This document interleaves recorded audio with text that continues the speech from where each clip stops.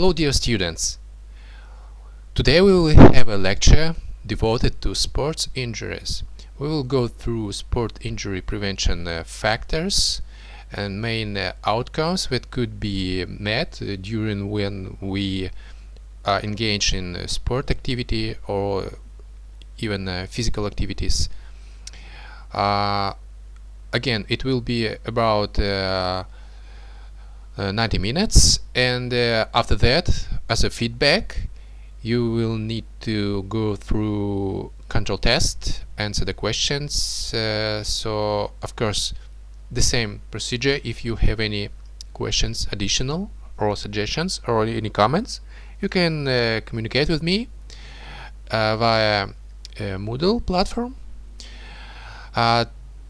This lecture actually was planned in the mid of April, but due to some technical difficulties it was postponed. So let's go to the first slide. Resistance training cautions. There must be adequate supervision by instructors who know resistance training concerns for a particular group. Also, proper technique and safety for each lift must be emphasized. Resistance training should not be an isolated component. It should be part of a comprehensive program to increase motor skills and fitness. The resistance training should be preceded by a warm-up and followed by a cool-down. Both concentric contractions and eccentric contractions should be included. So let's discuss all these aspects a little bit. And the first about supervision. It's very important, and it's actually is very critical for safety, because by supervision we consider the presence of experienced coach, teachers or instructors. Even if you do not have any questions, there is a necessity to get a list of instructions, basic primary instructions about the state of machines, weights, some training workload peculiarities, facilities, and so on.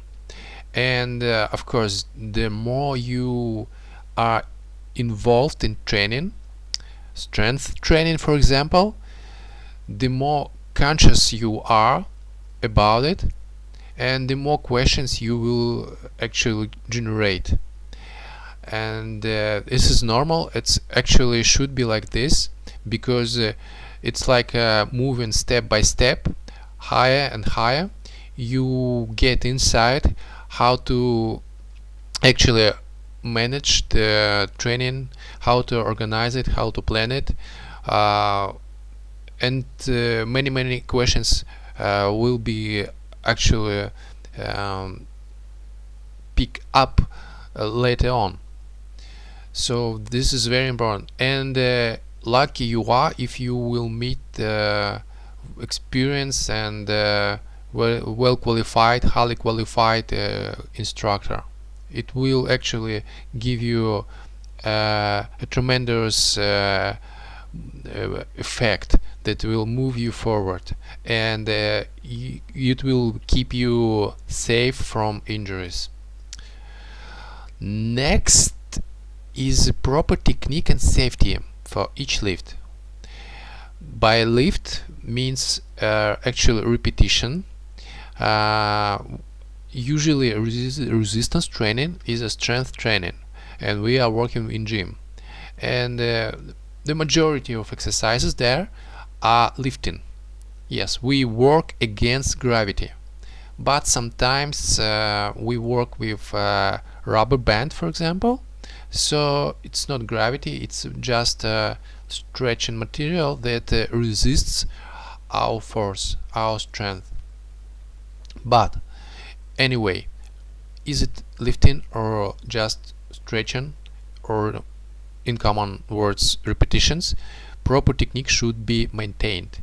And by proper technique means position not only head, spine, arms or legs, whole body, but sometimes during different phases of the movement, position of the body or parts of the body should be changed in order to keep our, for example, spine out of any trauma or injury. And he is you are actually need supervision. Good if you have a mirror on the wall, and this information, this feedback will give you information about your body position. But your partner or just instructor or any supervisor could assist you in your progression very well. So try to find friends that will safeguard you and you safeguard them. So work in team in this way in the gym, strength training gym, is a wonderful idea and best solution for safety reasons. Also, resistance training should be combined with different exercises improving coordination or agility and developing and improving motor skills and fitness. So if you are a basketball player or a volleyball player or you are a swimmer, of course you will not only performing the key actions connected with this sport specialization, but also you will work with your muscles and increase their strength capacity. And this combination, it's actually work on the whole body and improves not only muscle itself but tendons and ligaments, and increase actually all this motor unit. Next very important precaution is warming up and cool down. If we are starting our strength training and we will work with machines, for example, we need a proper warm-up, about 8 or even 10 minutes. By this procedure we will perform in moderate intensity or even low intensity exercises. Actually all our skeletal muscle groups should be involved in them, and by this we will activate and increase muscle tone. Actually we will activate our concentration, psychological concentration on the exercises that will come in the main part. Also we increase our body heat, temperature of our body, especially these muscle groups, and by increasing this temperature we increase chemical metabolic reactions in the muscle, so we can generate more power by applying the same energy resources. So this is a very important part. Also during warming up we increase efficiency of agonist and antagonist muscle groups in performing exercises.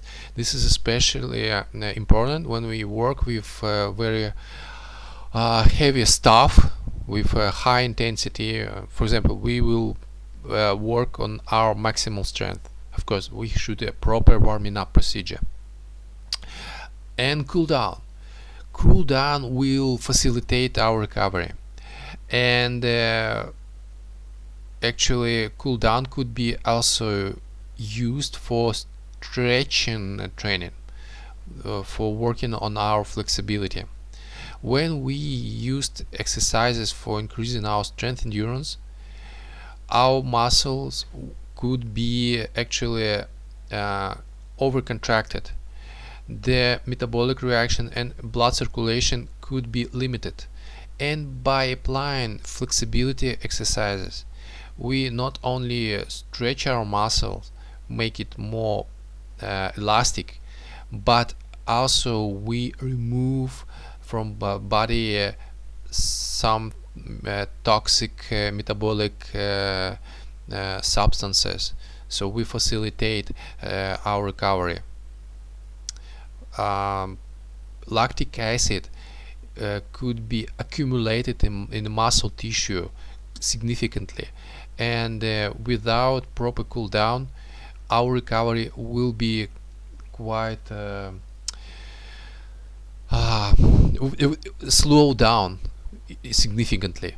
So actually stretching, flexibility exercises should be a normal routine after workout, and cool down 8, 10 or 15 minutes is a proper time for devoting these exercises. And next, concentric and eccentric contractions.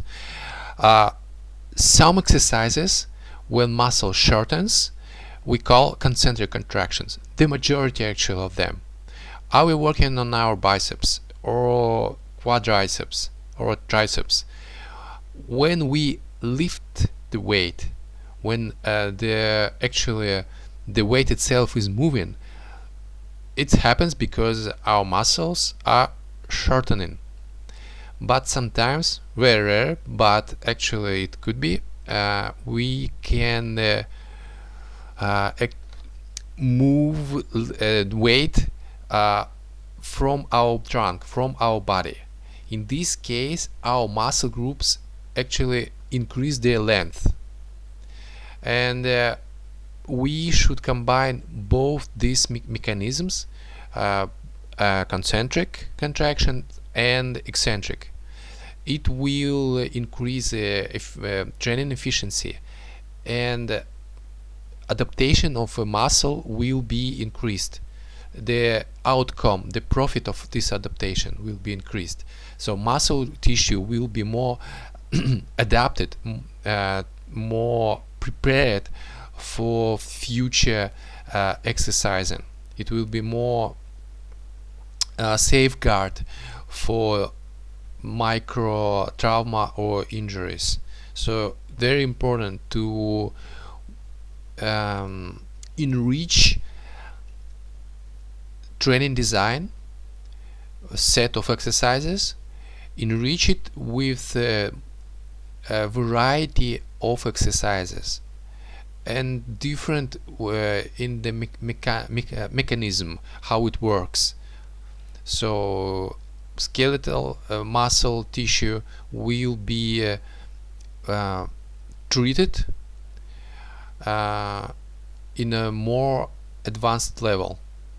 It will increase muscle hypertrophy and efficiency of a training.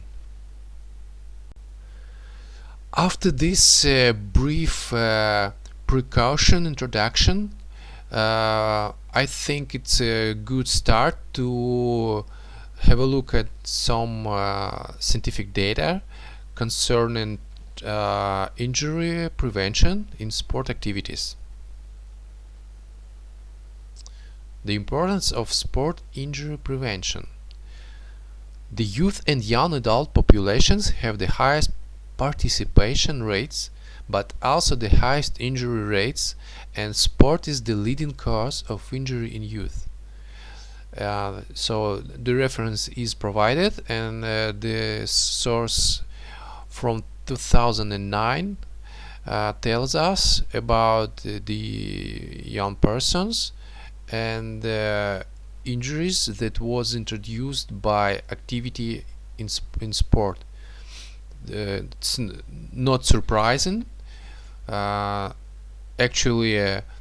this information is important for you too, because you are young persons studying at the university, students, and physical activity is one of the everyday activities for you, and some of you are active in sport preparation, for example, playing in a volleyball team or going to the gym. And this information is quite important for you, because we should stay healthy and be safe from trauma or injury. Even adults lose at least one day a year from work as a result of sport-related injury. This information is also provided, and it tells us that economically it's not beneficial for us to be ill or get injury because of sport activity. And knowing these statistics, we actually could be more motivated to have a more precise look and be focused on how can we prevent us from injuries, sport-related injuries. Low extremity injuries are the highest overall burden of sport-related injury at 60%, of which of these are ankle and knee joint injuries. And this is a quite high percentage, by the way. And you see that ankle and knee joint are very vulnerable and suffers a lot. This data actually gives us a good foundation for to reconsider how can we prevent and safeguard our body during sport activities. We see now that actually our lower extremities are much more vulnerable than, for example, higher upper extremities.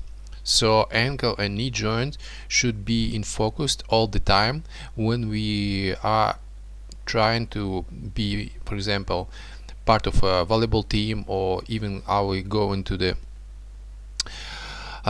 strength training gym. Low extremities, always pay attention. By the way, here on the slide we can see the spine issues, but later on we will consider how can we prevent our spine from trauma and injuries. So let's go to the next slide. Sports injury prevention. Physical, mental and emotional development associated with athletic endeavors can play a great dividend in adulthood. Whether it is a team sport demanding the combined effort of various personalities and skill sets, or the mental toughness required of individual competition, character development often benefits. Unfortunately, on the flip side of many athletic endeavors is the risk of injury, which can bring long-term consequences. Therefore, balancing the benefits and risks is often the best course to making reasonable decisions about athletic participation. Sport participation exposes kids not only to acute trauma but also to overuse injury.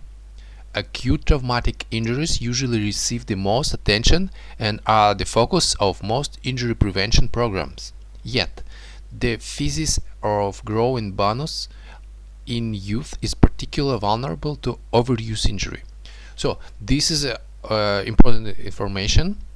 Let's consider from the start: physical, mental, and emotional development, athletic endeavors in adulthood. Of course, this is an endeavor in youth, and students also could improve their physical, mental and emotional abilities, being active physically. And involving in sport actually it could bring tremendous effect for development of social capacities, socializing capacities too. Not only working on skills but also working on personality. How can we manage some stressful situation in team? How can we communicate with teammates, socialize in order to compete against the other team? It also builds a character so willpower and other psychological characteristics. Let's talk now about overuse, training overuse. Here is a data from 2017 about kids who are vulnerable for overuse in physical activity or sport. It's normal because children are very highly motivated to perform some physical activities, and due to disproportion in training design, it could actually bring overtraining, and it's not good for health, it's not good for overall adaptation, and for growth. It could be actually different health related issues like cardiovascular system malfunction, or bones growth of bone could suffer, and other negative outcomes. But knowing this, we could actually try to find out the optimal workload level and maintain it in weekly or even daily, depending on our current physical state. This is a brief presentation of health-related issues and the injuries that more spread, and actually youth, children and students can meet a lot in every physical activity or all kinds of sport. But what actually can we try to do in order to protect us or maintain safety during training sessions? Let's go to the next slide and look at the measures to avoid physical activity and sport-related injuries.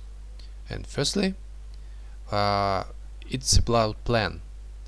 So we should plan to have at least 1 day off per week and at least 1 month off per year from training for a particular sport to allow the body to recover. It's close to training overuse, as we looked at the previous slide. It was a case with kids, and this universal approach, not only for children but also for youth and adults. So always pay attention for recovery, because workload and physical exertion could accumulate, and if we provide our body at the time for rest, for recovery, it could actually bring us some negative disorders like adaptation disorder, or immune system could be actually slowed down, and other negative consequences. Wear the right gear. Players should wear appropriate and properly fit protective equipment such as pads for neck, shoulders, elbow, chest, knee, helmets, mouthpieces, face guards, protective cups, and the eyewear. Young athletes should not assume that protective gear will prevent all injuries while performing more dangerous or risky activities. It's a very important topic and quite interesting equipment. I hope that the topics list in physical education that is part of your study could be redesigned, and the topic about equipment could be included in a separate theme. So I hope that it could happen, and I suppose it could be quite interesting topic for you. Equipment. different kinds of sport, what kind of equipment, what kind of brands, what to choose. I think it's wonderful. If you have any suggestion about it, or questions or comments, of course, communication is open. Just don't be shy or hesitate. Just to write my message to me, and it could be very interesting to know what's your opinion about it. But let's come back. Right gear, what does it mean? So depending on the kind of sport, it should be a particular group of gears, of equipment. But first of all, head always should be protected. For example, helmet. Neck, yes. Shoulders, elbows, of course, elbows and knees, ankles. All this stuff should be present. Eyewear, important, absolutely. Let's go further. Strengthen muscles. Conditioning exercises during practice strengthen muscles used in play. Depending on the kind of sport or exercises, what is important for a particular kind of sport. For example, what is important for volleyball player or swimmer, particular muscle groups, they should be strengthened. Hypertrophy and muscle tone should be increased. It's very important, not only for performance but also for safeguarding a particular parts of a body.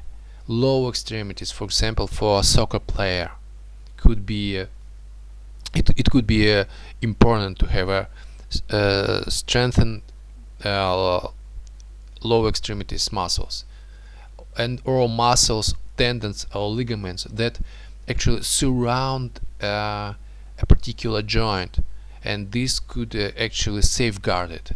Like a shoulder joint is quite vulnerable, but it should be protected by delta muscles that surround it, that keep it safe.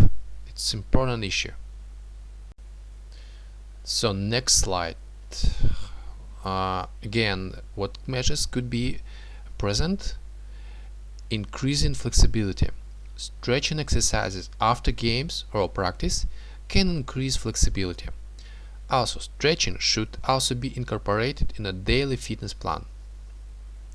Again, flexibility is important not only for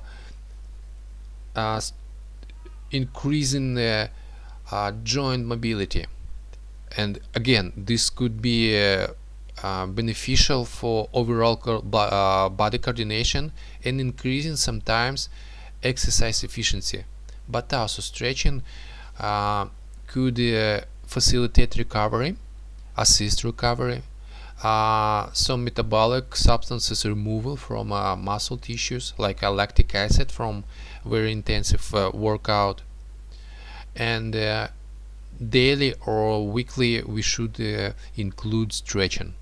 Important. Usage of the proper technique. This should be reinforced during the playing session. Proper technique is critical because it allows us not only maximize, enhance our efficiency, run faster, swim faster, and so on, but also it protects our body, protects our joints, our spine, protects our head, and in combination we can perform more successful high quality training sessions. Or proper technique must have. The next point is take breaks. Rest periods during practice and games can reduce injuries and prevent heat illness. Of course, we need to rest, but different training sessions with different goals could have, of course, different time for the rest. If we have a cardio training, endurance training, of course, we shorten rest periods. But if we are working on our explosive power or coordination or maximum strength. Actually, we try to make our rest periods longer. This is the point. If we limit, shorten rest periods while we are working on our explosive power, we can not only demonstrate lower result, but also we are much more vulnerable in this situation, in this case, for injuries or trauma. So please be attentive, pay attention how much time do you take for recovery. So let's go further and look at next slide. So playing safe, also measured to prevent injuries, strict rules against headfirst sliding in baseball or softball, spearing in football, and checking in hockey should be enforced. Don't play through pain. Avoid heat illness by drinking plenty of fluids before, during, and after exercise or play. Decrease or even stop practices or competitions during high heat or humidity periods. Wear light clothing. If children are jumping on a trampoline, they should be supervised by a responsible adult, and only one child should be on the trampoline at a time. So, heat illness, it's a quite important issue, especially when we are exercising outdoor, open air, because sun, if it's, for example, it's a noon, it could provoke headache and other negative consequences. And staying in shadow, for example, and providing enough water, avoiding dehydration, actually could not only protect us from heat illness, but also to enhance our efficiency, our training productivity. So we can actually perform better if we drink enough water, have enough fluids. If we have pain, actually, if we feel bad ourselves, feel pain or weakness, unusual symptoms, it's better to stay away from training for a day or two, and try to communicate with a doctor, physician, or if you have experience in this with these symptoms, try to find out the solution.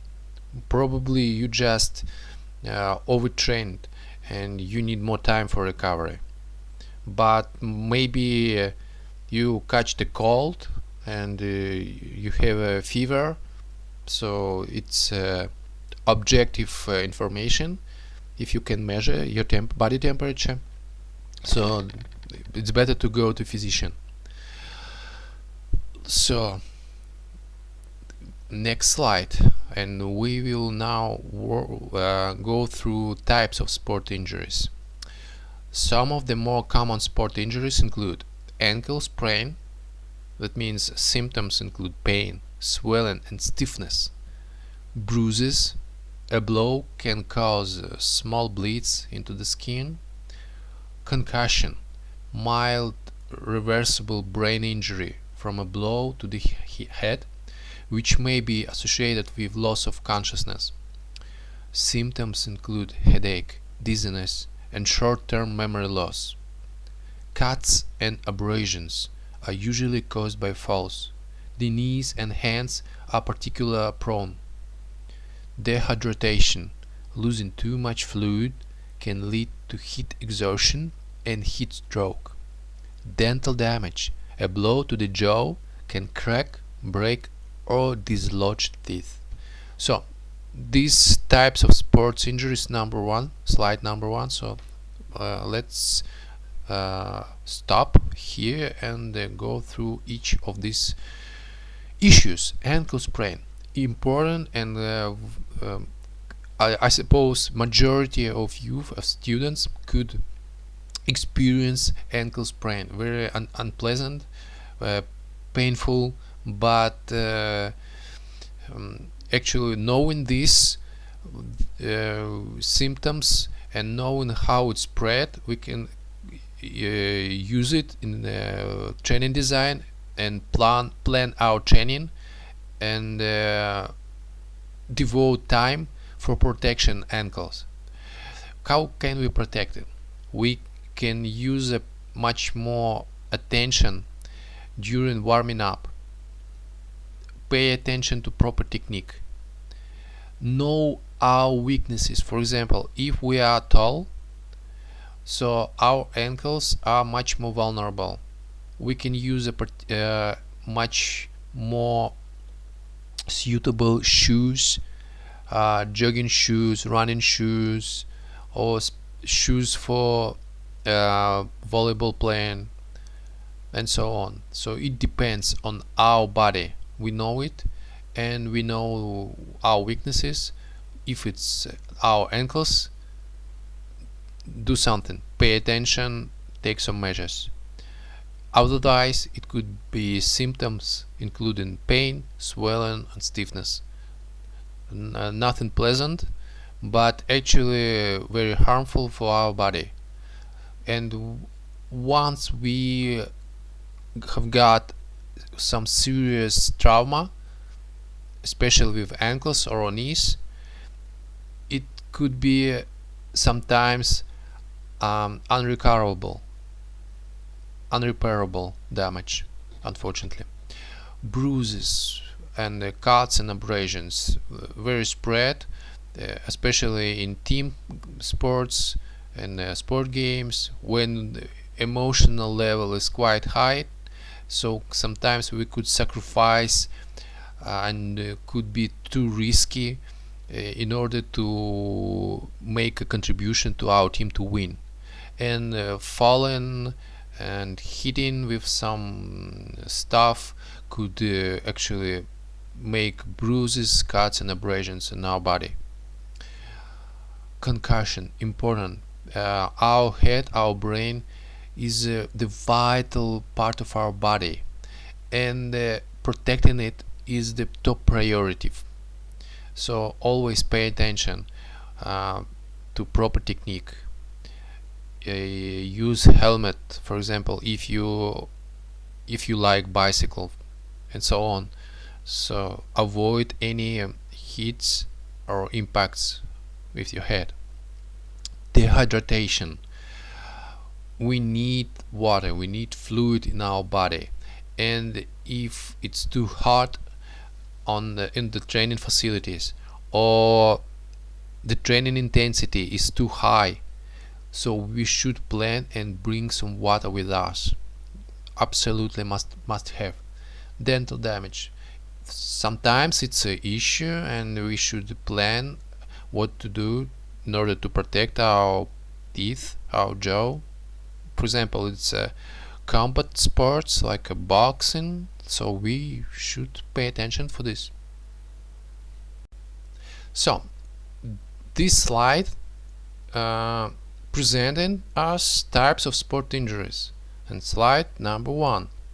That means that we have much more information, but I think it's a good idea to divide this lesson into video files, into video parts.